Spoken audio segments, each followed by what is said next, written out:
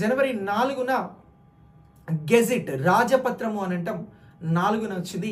జనవరి 3న 2025కి సంబంధించి ఈ చట్టానికి సంబంధించి గవర్నర్ గారు సంతకం చేయడం జరిగింది.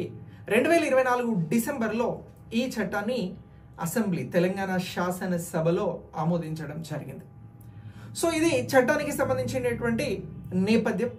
మరి ఇప్పుడు ఈ చట్టంలో ఏముంది, ఎన్ని సెక్షన్స్ ఉన్నాయి, వాటిని ఎలా నేర్చుకోవాలి అనేటువంటి అంశాలను తెలుసుకుందాం. వీడియోని లైక్ చేసి మీ మిత్రులకి షేర్ చేయండి.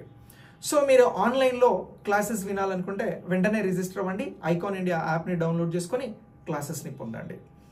ఇక నెక్స్ట్ చట్టానికి సంబంధించి ఏముంది అనేటువంటి అంశం గురించి మాట్లాడాల్సి వస్తే ఈ చట్టంలో మొత్తం 23 సెక్షన్స్ ఉన్నాయండి. ఎన్ని సెక్షన్స్ అని అంటున్నాం?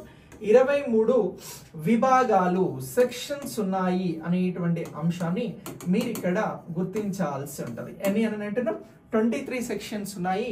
సో ఇలా ఈ 23 విభాగాలకి సంబంధించి ఒక్కొక్క విభాగం ఏం చెప్తుంది, ఏ విభాగంలో ఏముంది అనేటువంటి అంశాలను తెలుసుకోవాలి. అయితే ఈ క్లాస్ ద్వారా నేను విభాగాలను గురించి చెప్తాను. ఎవరైతే ఆన్లైన్ కోర్సెస్ తీసుకుని ఉన్నారో వారికి ఇన్ డీటెయిల్డ్ వేగా ప్రతి అంశాన్ని కూడా చెప్పడం జరుగుతుంది. సో ఇప్పుడు ఈ విభాగాలకి సంబంధించినటువంటి దానిలో మనం ఫస్ట్ ఏమని అంటున్నాము అని అంటే సెక్షన్ 1. ఈ సెక్షన్ 1కి సంబంధించి షార్ట్ టైటిల్ అని అంటున్నాం. అలాగే ఎక్స్టెంట్ అండ్ కమెన్స్మెంట్ అని అంటున్నాం. ఏంటి సార్ ఈ ఎక్స్టెంట్ అండ్ కమెన్స్మెంట్కి సంబంధించింది అని అంటే ఇక్కడ మీరు శీర్షిక, పరిధి, అలాగే అమలు దినము అని అంటున్నాం. భూభారతి అనేటువంటి చట్టం పేరు. ఇక్కడ తెలంగాణ భూభారతి యాక్ట్ అనేటువంటిది ఇక్కడ మనం టైటిల్గా, శీర్షికగా గుర్తించాల్సి ఉంటుంది.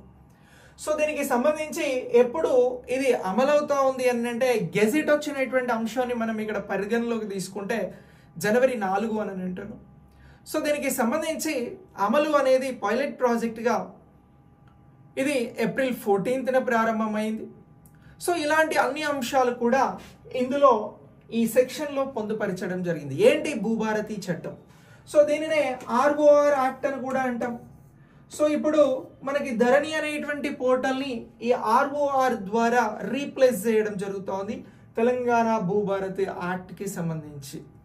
Records of rights in land అని అంటున్నాం. సో ఇలాంటి అన్ని అంశాలను కూడా ఈ సెక్షన్లో పొందుపరిచారు.